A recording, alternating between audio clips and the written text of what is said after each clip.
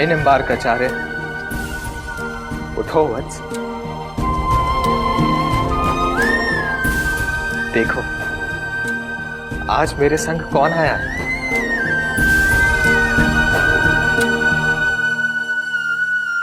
और निकुंज वासिनी राधा रानी के चरण स्पर्श करो।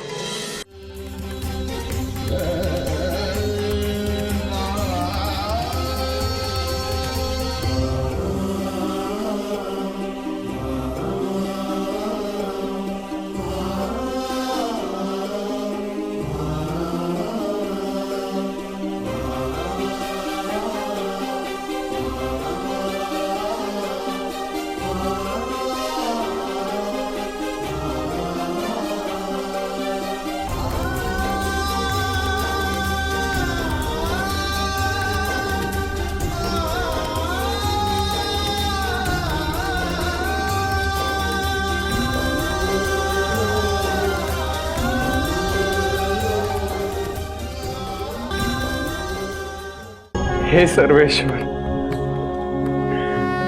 हे सर्वेश्वरी, ये मैं क्या देख रहा हूं। आप दोनों मेरी कुटी में पधारे हैं। आप दोनों ने आज इस दास पर बहुत बड़ी कृपा की है।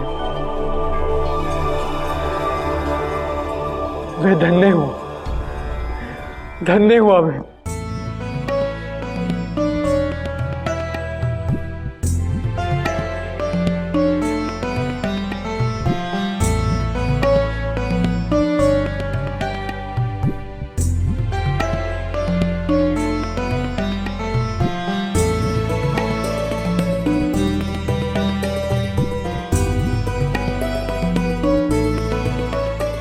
हे सुदर्शन चक्र अवतार, बाहर से तुम्हारा स्वरूप आचार्य निम्बार्काचार्य का है, परंतु भीतर से तुम्हारा स्वरूप रंग देवी सखी का है। अपने इस स्वरूप का भेद छुपाए रखना तुम्हें अंदर ही अंदर निकुंज लीला का रस चखना है। किंतु मुझे तो केवल आपकी प्रेम भक्ति की प्यास है जगदीश्वर। तुम्हें अभी और भक्ति प्रचार करना है।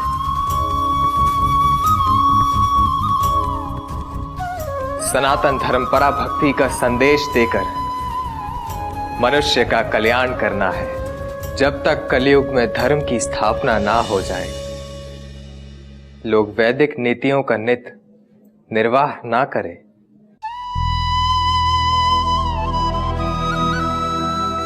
तब तक तुम्हारा कार्य समाप्त नहीं हुआ है।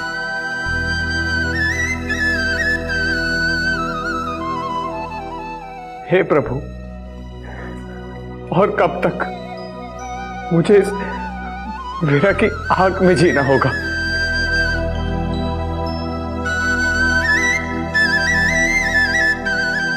कब मुझे निकुंज में पुनः आपसे मिलने का अवसर प्राप्त होगा प्रभु। हे मेरी प्रिय सखी रंग देवी, केवल तुम ही विरह में नहीं हो, वरन हम भी विरह में हैं। निकुंज भी तुम्हारे बिना सूना सा पड़ा है। हम तुम्हें शीघ्र ही अपने पास बुलाना चाहते हैं, किंतु जैसे ही अधर्म और अनीति में फंसे धरतीवासियों की दुर्दशा देखती हूँ तो हृदय को कठोर करती हूँ और यही सोचती हूँ कि धरती पर अभी तुम्हारा दायित्व पूर्ण नहीं हुआ है। अभी तुम्हें धरती के लोगों का पथ प्रदर्शन करना है और उसके पश्चात शीघ्र ही वह दिन आएगा जब तुम हम सबके निकुंज आ जाओगी। जो आपकी आज्ञा। हे निम्बार्क, तुमने जिस स्तोत्र की रचना की है उसका जो भी नित्य नियम पूर्वक पाठ, श्रवण और अनुष्ठान करेगा उसे मेरी पराभक्ति की प्राप्ति होगी, अर्थात वो सदा के लिए मेरे धाम में निवास करेगा।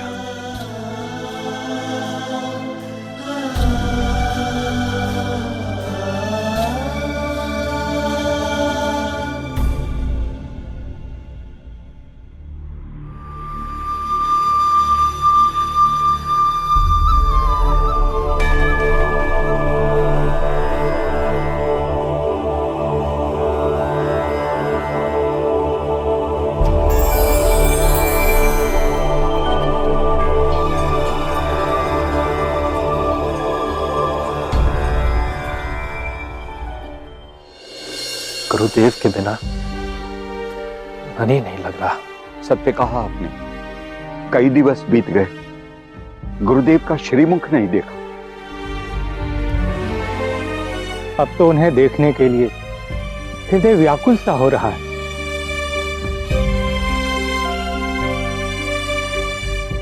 गुरुदेव आ गए।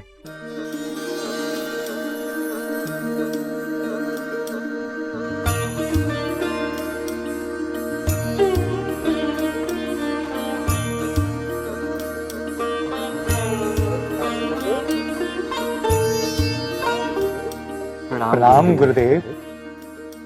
कल्याण हो।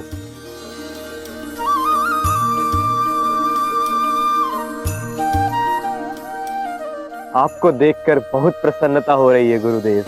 मेरा हृदय भी तुम सबको देखकर अति प्रसन्न हो गया है। एक माह के पश्चात हमें आपके दर्शन हो रहे हैं गुरुदेव। हाँ गौरमुख, मेरे लिए ये एकांतवास अत्यंत आवश्यक था। मुझे स्वयं के साथ कुछ दिन रहकर श्री राधा रानी का चिंतन करना था।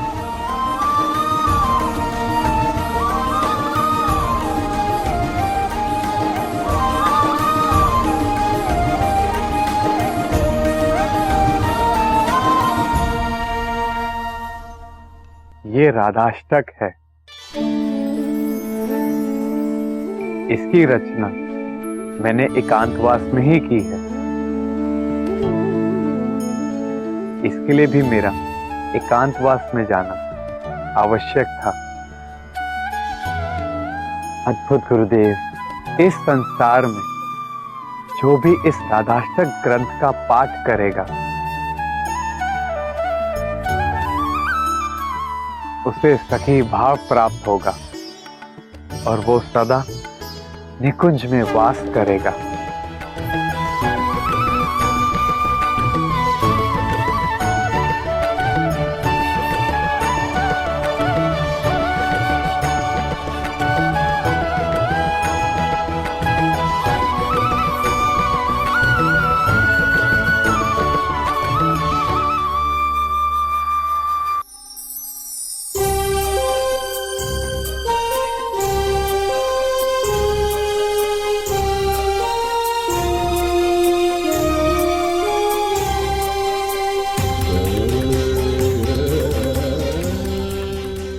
अभी तुम्हें धरती के लोगों का पथ प्रदर्शन करना है और उसके पश्चात शीघ्र ही वह दिन आएगा जब तुम हम सब के पास निकुंज आ जाओगे। जितने भी श्री कृष्ण के मंदिर हैं सभी में श्री कृष्ण एकल स्वरूप में है।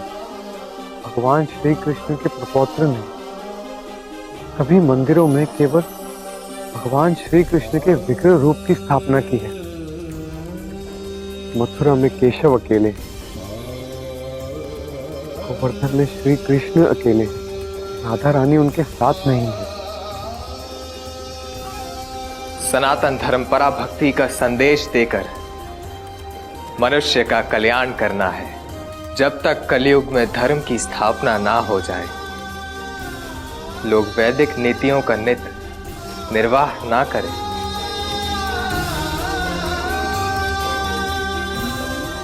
तब तक तुम्हारा कार्य समाप्त नहीं हुआ है। सर्वेश्वर ने कहा था कि युगल छवि की भक्ति प्रेम का प्रचार कर, किंतु सभी मंदिरों में माधव अकेले हैं।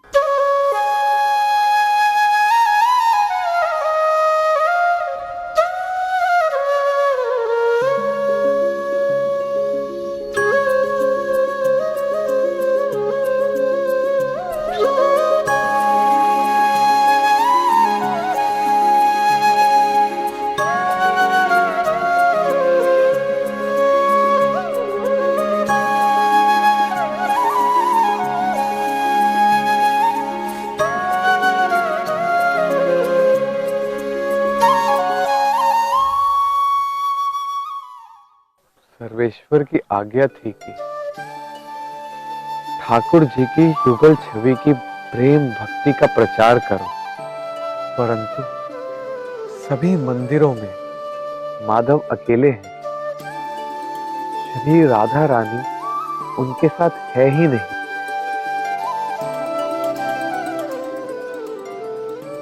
आप सत्य कह रहे हैं गुरुदेव। श्री कृष्ण राधा रानी के बिना रहते ही कहाँ हैं, किंतु हम जहां जहां भी गए केवल यही पाया कि प्रत्येक मंदिर में श्री कृष्ण अकेले ही विराजमान हैं। श्री राधा रानी वो तो सदैव श्री कृष्ण के हृदय में विद्यमान रहती है। यह साधारण मनुष्य देख नहीं सकता।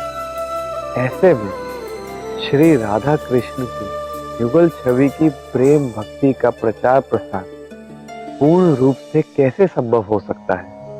न सखी भाव के प्रेम भक्ति नहीं, यह आवश्यक है कि सभी मंदिरों में श्री राधा रानी की स्थापना हो।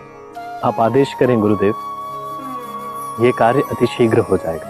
आप सभी इस कार्य को पूर्ण करने हेतु अभी से लग जाए।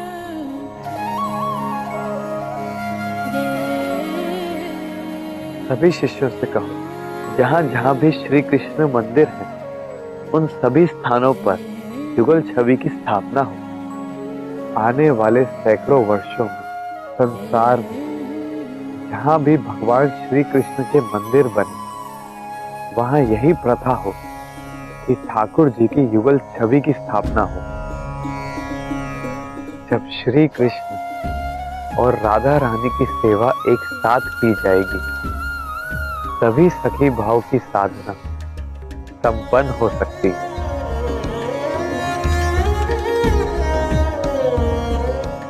जो आज्ञा गुरुदेव। गुरुदेव, सर्वप्रथम ब्रजभूमि से ही आरंभ करते हैं। यथार्थ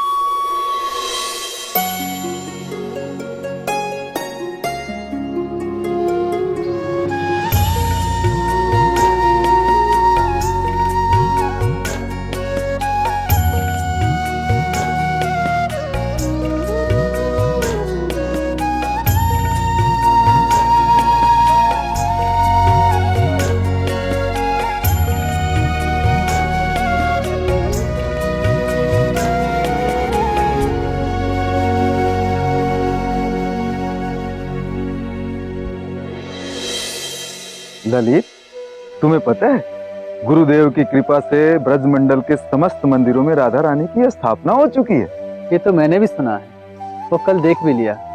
जब मैं मथुरा के एक मंदिर में गया तो देखा श्री कृष्ण के साथ राधा रानी ही विराजमान थी, जबकि पहले तो केवल श्री कृष्ण थे।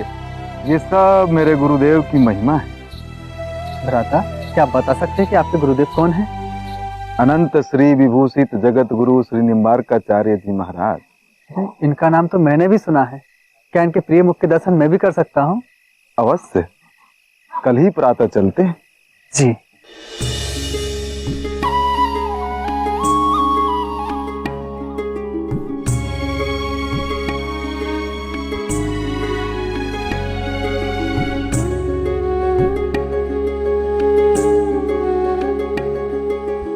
पता नहीं क्या बात है, गुरुदेव अभी तक मंदिर नहीं पहुंचे।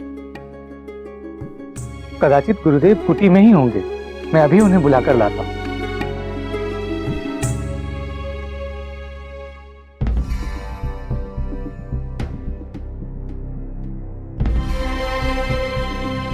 गुरुदेव कुटी में भी नहीं है। कहाँ गए होंगे?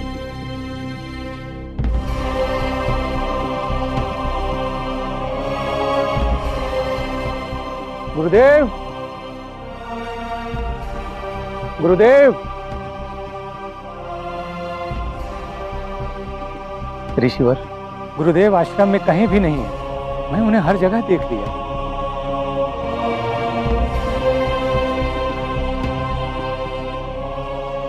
कदाचित कहीं विचरण के लिए निकल गए होंगे। मैं गिरिराज की तलहटी में जाकर देखता हूं। हम भी आपके साथ चलते हैं।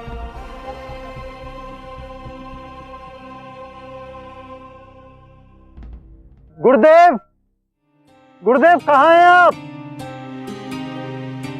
गुरुदेव, कहाँ हैं आप गुरुदेव? गुरुदेव, गुरुदेव। गुरुदेव कहीं दिखे क्या? नहीं। मैंने भी चारों ओर देख लिया, किंतु कहीं दिखाई नहीं दिया। चलो अब चलते हैं।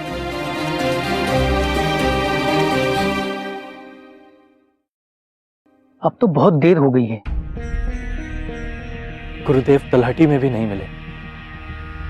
कहाँ जा सकते हैं? कदाचित आज हमें गुरुदेव के बिना ही संध्या आरती आरंभ करनी होगी।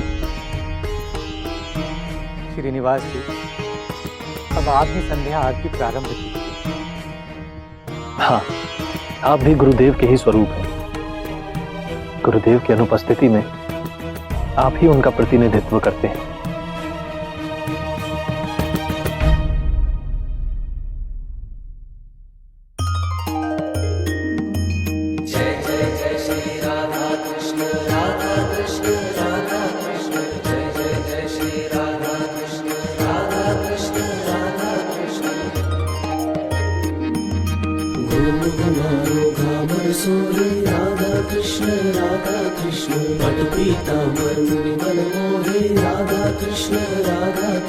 जुगल प्रेम रस झम झम झमके राधा कृष्ण राधा कृष्ण राधा राधा कृष्ण कन्हैया राधा कृष्ण भव भय सागर पार लगैया राधा कृष्ण मंगल मूरत मोक्ष करैया राधा कृष्ण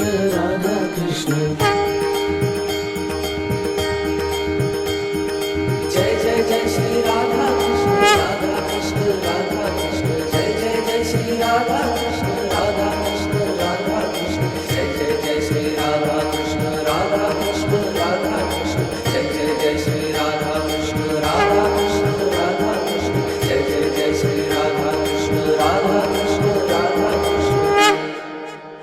भगवान निम्बार्काचार्य की जय। भगवान निम्बार्काचार्य की जय। भगवान निम्बार्काचार्य की।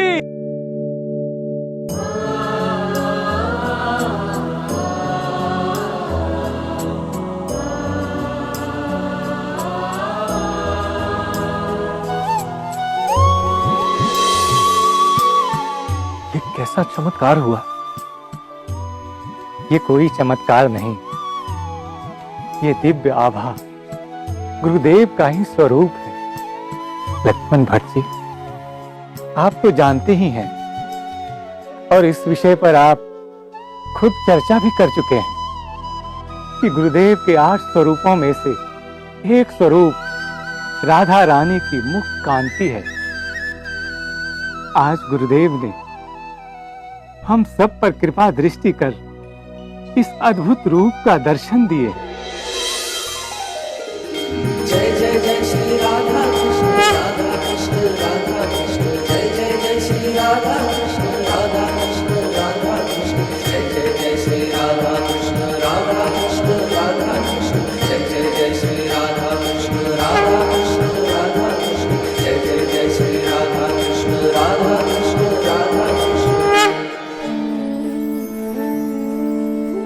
जगत गुरु निम्बार्काचार्य की जय। जगत गुरु निम्बार्काचार्य की जय। जगत गुरु निम्बार्काचार्य की जय। जगत गुरु निम्बार्काचार्य की जय।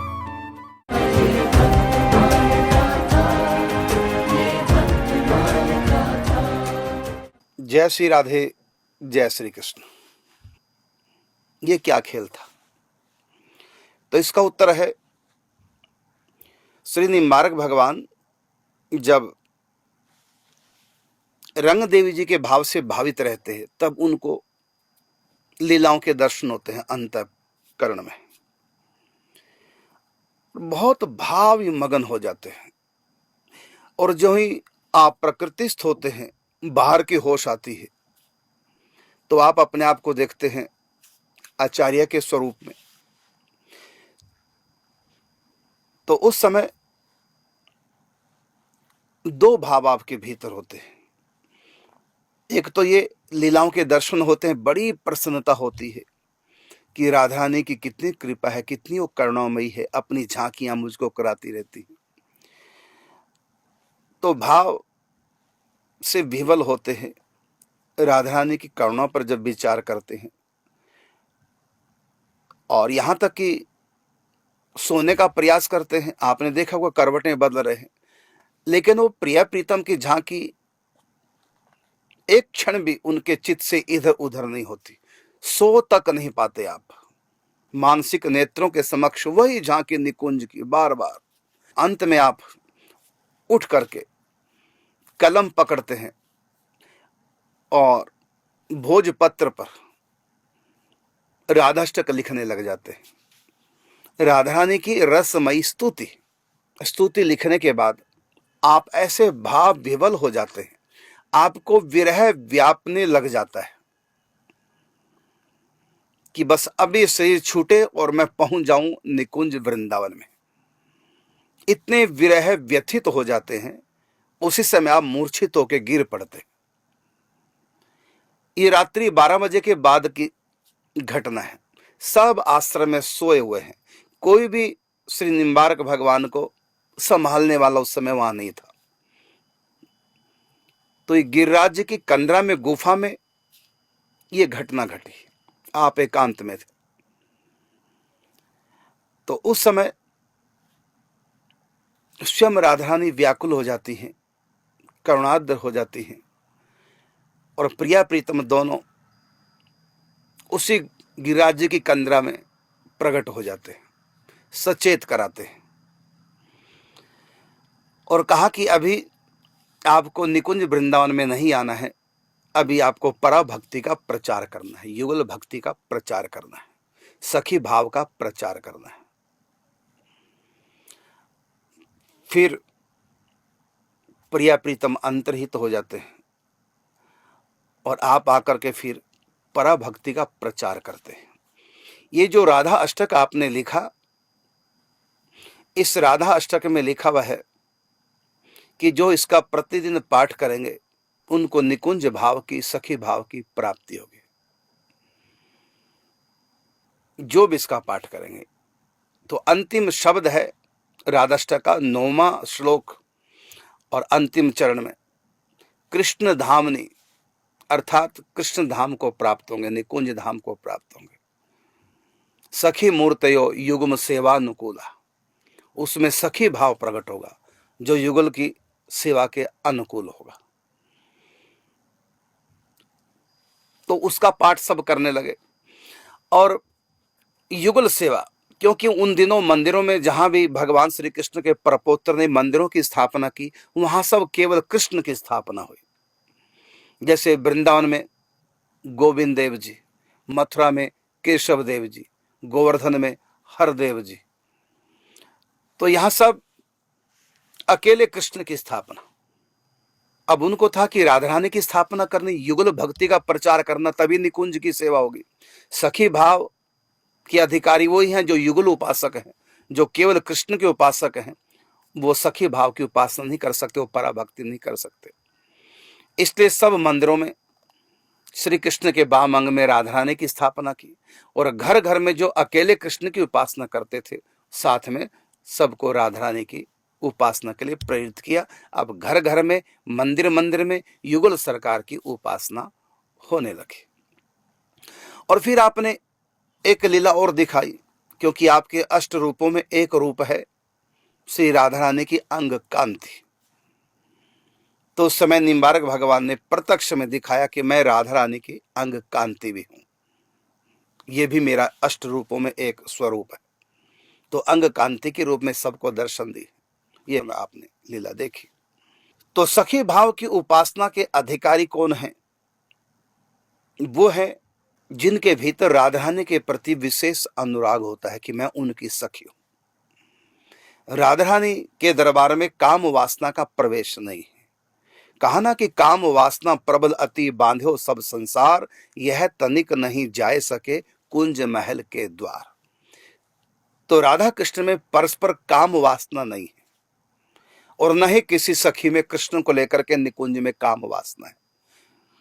यदि काम वासना होती तो कृष्ण की तरफ सबका ध्यान होता, श्री कृष्ण के प्रति लगाव होता विशेष, श्री कृष्ण के प्रति सब आकर्षित होती। लेकिन यहां निकुंज की सखियां राधा रानी के प्रति विशेष आकर्षित होती, क्योंकि यहां काम वासना न होकर के शुद्ध प्रेम, क्योंकि राधा रानी प्रेम की देवी है, प्रेम की अधिष्ठात्री देवी है, प्रेम की घनीभूत मूर्ति है।